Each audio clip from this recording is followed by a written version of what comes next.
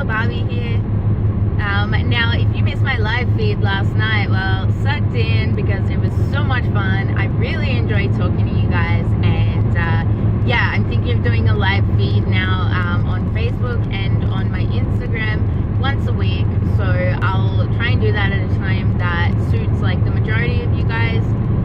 Now, one of the most asked questions, aside from like what is BPD, what is, bipolar, what is the difference between the two, things like that. I mean, honestly, I've done so many videos on them, so I'm going to link you to the playlist that explain all of them in great detail, so make sure you watch them if you're confused about, a bunch of things. Like, I literally have got like 100 videos on the exact questions that you guys are asking.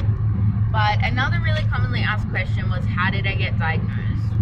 Now, there is a video that I've done on that, which I will totally link as well. I think, like, long story short, I first noticed that something was like severely wrong when I was at law school.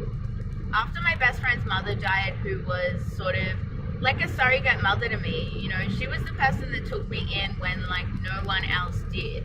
She was the woman that supported me when my own parents didn't, who gave me somewhere to live when I was couch hopping and I literally had nowhere to call home. She was the woman that was not only a wealth of emotional support, but supported me both like financially, even though she didn't have a lot of money.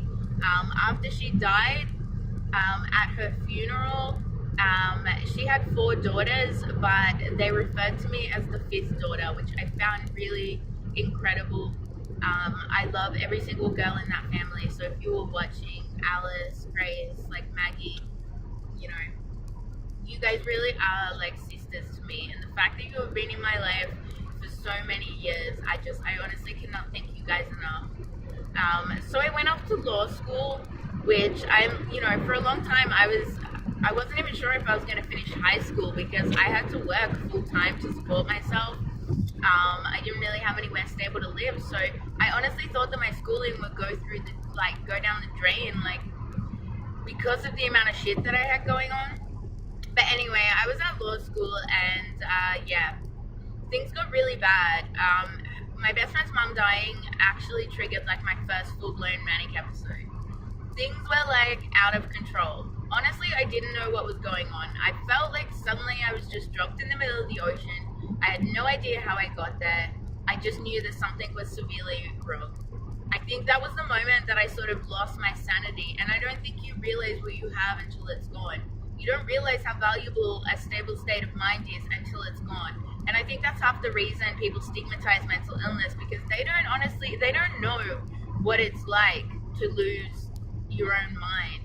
And I think when you lose your own mind, you lose a part of yourself. Mental illness affects you in so many ways, both physically, emotionally, and I guess outwardly. Those things start to manifest in every aspect of your life. You just lose everything, I guess, that you value about yourself as a person, because it just alters who you are so much, your functioning capacity. It's insane. But what I did notice was that suddenly I was exercising like 5 hours a day. I was going to the gym like twice a day. I was just running. And no matter how much exercise I did, like, I didn't get tired. I didn't get exhausted. I had so much goddamn energy, which is a big symptom of mania. And I guess like from that as well, like, I wasn't sleeping. I was like either not sleeping at all for like days at a time, or I'd be sleeping for like 1 or 2 hours. I just honestly couldn't get to sleep. And I think that's why I started taking up smoking, because it just gave me something to do. I needed something to do, and I just didn't know what to do with myself. Obviously, being manic really influences your creativity. So all of a sudden, I was doing like 10 drawings a day. I didn't even want to be focused on anything in law school. I couldn't see it in law school classes. I couldn't sit through a lecture. My brain was having so many thoughts, so many racing thoughts. I could not focus. I could not listen to a lecture. I could not do my reading. I just honestly could not function. I persevered, and that was probably the worst thing that I did. I knew something was wrong before anyone else knew something was wrong, but eventually my friends kind of knew. I started self-medicating with drugs and alcohol. Like, I was drinking every day. It even got to the point where I would be like drinking in my room at night by myself. I would be drinking when I woke up in the morning. And I think it was when the people in my dorm started like finding me passed out in the shower, like covered in my own vomit in the communal bathrooms, and like just things like that. And I didn't realize that until a little bit later, but like a lot of my friends were checking on me in my room. Like, they would come, and again, like, I wouldn't be home for like weeks at a time, because who knows where I would be, at someone's house. Like, I would just be off on like benders. Like, I was hardly ever there. I just couldn't stand being in such a confined space. And my room was like such a mess, such a disaster. Like, I always left my door open, and they would just like open my door to check on me, and they just wouldn't even know if I was dead inside or not, because there was so much stuff. But at the same time, I was grieving, and it was a really weird mixed episode, because I think being manic is like quite dangerous when you have other emotional stuff going on, like BPD, or you're grieving, because being manic, you know, that actually reasoning section of your brain is switched off. It's like the brakes are off and you're full throttle. You're very, very impulsive. You're very reckless. You're not thinking of the consequences of your actions. And I honestly think it's in those moments that you would probably be the most prone to suicide, because you would actually kind of just, okay, I'm doing it, and you would just do it really impulsively, really all of a sudden. And I know that like sort of a friend of like my best friend at the time actually ended up calling me. She called me one night and she said, you know what, we really need to talk, and I hope you take the time to talk. And she said, I know that you're trying really hard to get your shit together.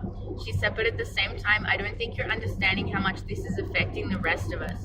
Like, we are so worried about you, and particularly like one of my friends at the time, she was that worried about me. She was checking on me so regularly that it was honestly destroying her. She was so terrified of the fact that I would kill myself, or that I would, you know, just get into a really dangerous situation.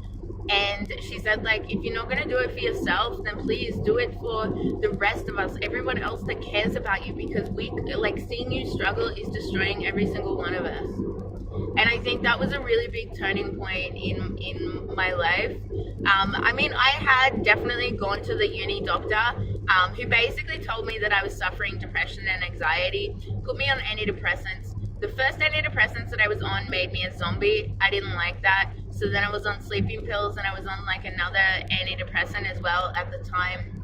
I think mania, sometimes people just associate with really severe anxiety, which is like, no, like, you don't know what's going on. And I think doctors, like, when you explain to them what's going on, they only really know what you're telling them. And when you don't have the insight to give them the correct information, it's hard for them to create an accurate diagnosis.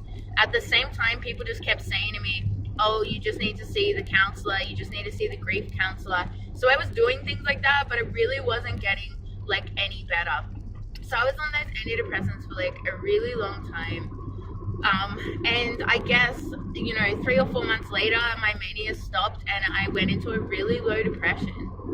And that was really crappy. And it was really, really severe. But I think sometimes you just think like, oh, I'm on antidepressants, this is like the best that it's going to be.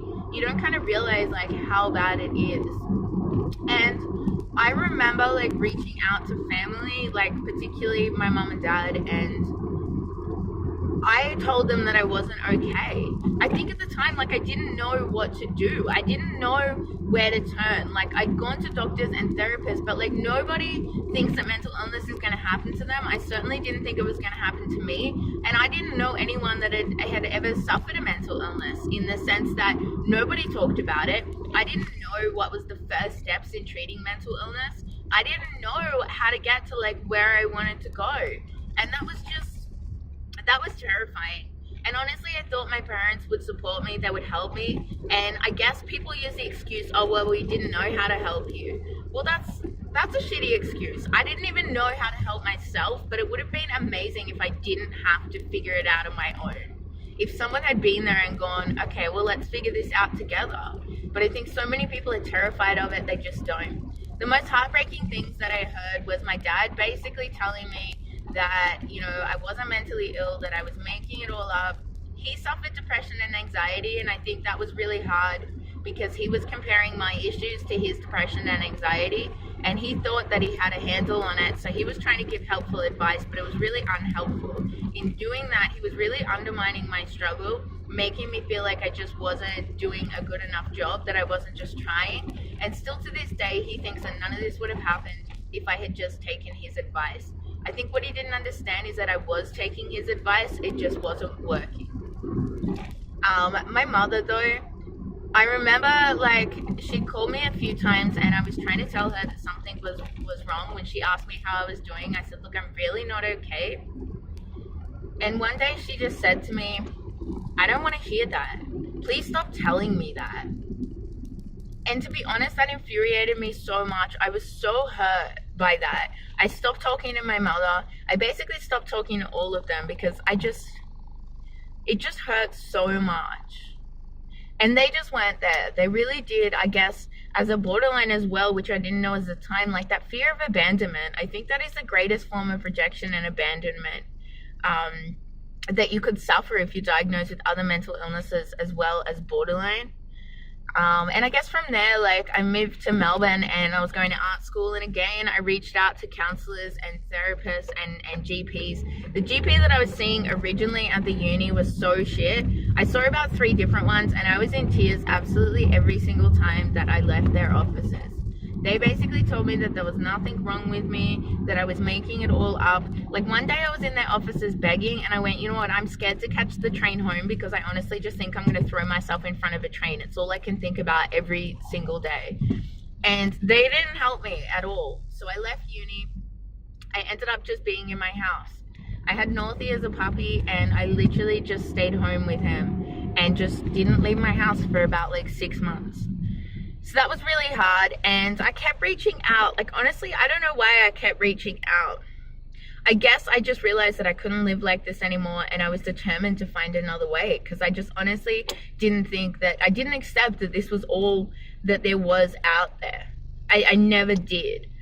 So eventually I got referred to a psychiatrist, and honestly, that took me like 3 years of seeking help to finally be referred to someone that probably could actually help me. Now, I sat in the office, I answered a bunch of questions. The psychiatrist got to know me and he said, I am like 99% sure that you have bipolar disorder.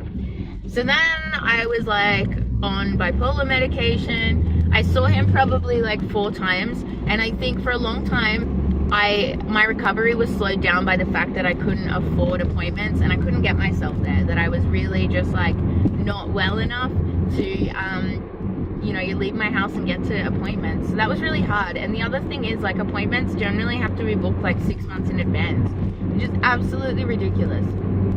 So I was on like bipolar medication. I still wasn't okay, man. I was really not okay. And they tried like a bunch of different meds. I literally in like a year, I probably saw like 20 different GPs. I saw like 10 different therapists. I saw like 3 different psychiatrists. We were talking about, and I started like different day programs, like all sorts of things. They were talking about admitting me to a hospital, but I was so terrified of that. I just didn't want to go, so I kept refusing to go. Probably like the worst thing that I ever did, right? And then it wasn't until I decided to leave and go home because it was the only safe place I knew. And then I started seeing a psychiatrist up here, and I finally decided to admit myself into hospital.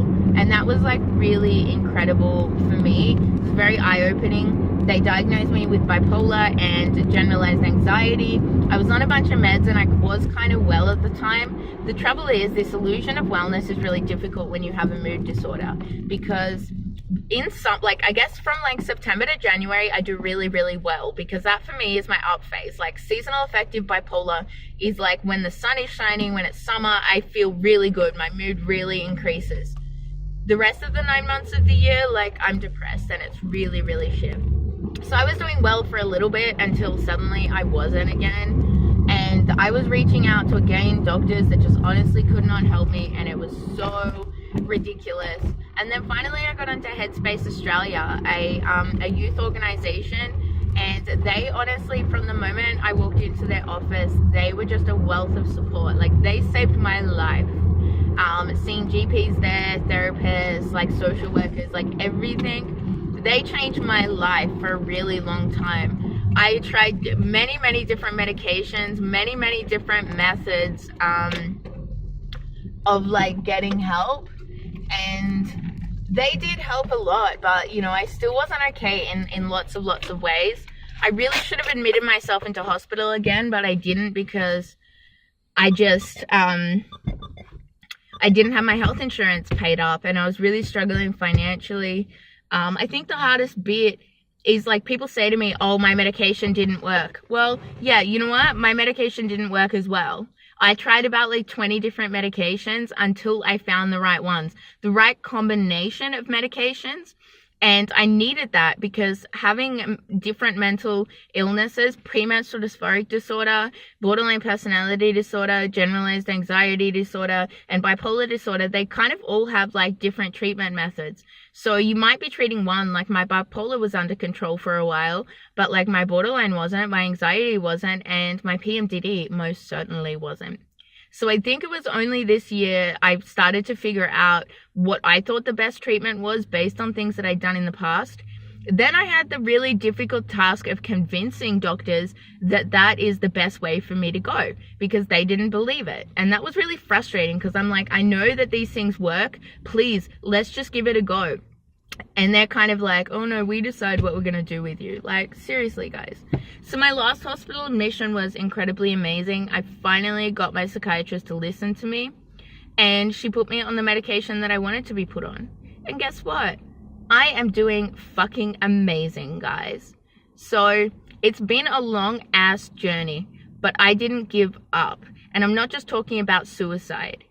I'm talking about I did not give up trying to find answers. I did not give up reaching out. I did not give up trying new things. And that's what I would encourage anyone to do. So please, please, find what works for you, whatever that is. Don't close yourself off to any options. Like, I've probably been rejected by 100 medical professionals or people who claim to be mental health professionals before I finally found a team of people that were not just qualified to help me, but were willing and I could afford. So that's a brief overview of my story. If you want to know it in more detail, then click on these playlists that I am going to insert to find more about each individual part of my journey. I don't often talk about what medications I'm on because they do change all the time. I am going to start doing medication reviews from the ones that I have been on, purely just my experiences with them and my personal opinions. Everyone has a different one, but I think the only reason it's important to share experiences with medication is because I had to do a lot of research on things, for example, my premenstrual dysphoric disorder and how to specifically treat that part of my illness. I've got a really amazing mood chart that I'm going to start sending out to people. So stay tuned for that, because I think that will help you track your moods and uncover potentially overlapping patterns with different mental illnesses, which I think finding out what you have, people go, oh my God, like, what's with the labels? Like, diagnosis is a shit. Well, you know what? It's like a ticket to your recovery. Like, unless you're diagnosed with something, you're not going to get the help that you need. It's a ticket that tells not only yourself what type of treatment you need, but, you know, your therapist and your doctors. It helps them identify what is actually going to work. So that's the only reason I talk about it in that regard. So yeah, guys, follow the rest of my journey. Thanks so much for my support, and stay tuned for my live feeds because they're so much fun. Thanks.